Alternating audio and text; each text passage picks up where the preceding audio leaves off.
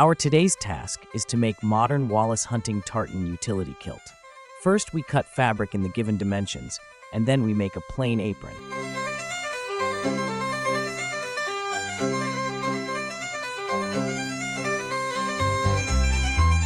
Now mark the pleats with pins at the back for a traditional look. When pleats are marked, sewn the pleats and attach the waistline at the top of the kilt for fastening.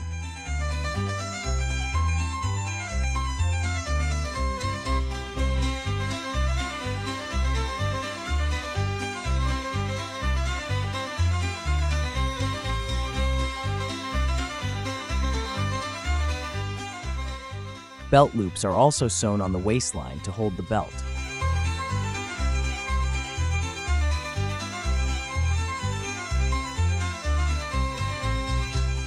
Straps on the one side of the kilt give the option to adjust the kilt according to your size.